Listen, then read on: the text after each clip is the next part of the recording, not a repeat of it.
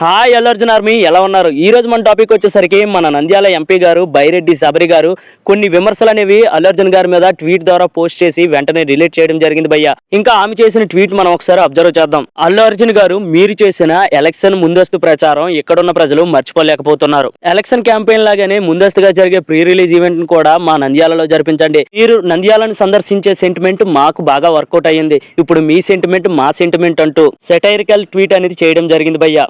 ఈమె ట్వీట్ వెనుకున్న ఈమె ఉద్దేశం ఏంటో డిస్కస్ చేసుకుందాం. అల్లు అర్జున్ గారు సందర్శించడంతోనే తాను ప్రచారం చేసిన వ్యక్తి అలాగే వైసీపీ పార్టీ దారుణంగా ఓడిపోయిందనేది ఈమె తాలూకా ఉద్దేశం. అమ్మ శబరి గారు, మీకు ఒక విషయం చెప్పాలనుకుంటున్నా. ఎంత ఎదిగినా వదగాలనేది ఒక సామెత ఉంది, అది మీకు తెలియదేమో. మీరు చెప్పినట్టుగానే మీరు అలాగే మీ పార్టీ అత్యధిక మెజారిటీతో విజయం సాధించడం జరిగింది.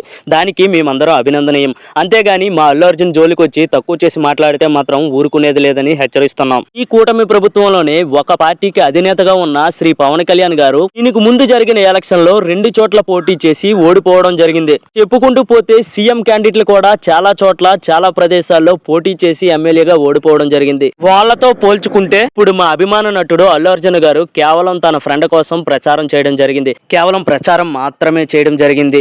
తాను పరోక్షంగా ఎలక్షన్ లో ఎమ్మెల్యేగా పోటీ చేయలేదు. అతను సపోర్ట్ చేసిన వ్యక్తి ఓడిపోయాడని అల్లు అర్జున్ సామర్థ్యాన్ని తక్కువ చేసి మాట్లాడితే ఊరుకోమని మరొకసారి యాజ్ అల్లు అర్జున్ ఫ్యాన్స్ గా హెచ్చరిస్తున్నాం. మీకు ఆ మాత్రం అర్థం చేసుకునే మెచ్యూరిటీ ఉందనే అనుకుంటున్నాం. అందుకే ట్వీట్ డిలీట్ చేశారని భావిస్తున్నాం. జై అల్లు అర్జున్, జై బన్నీ, జై ఐకాన్ స్టార్.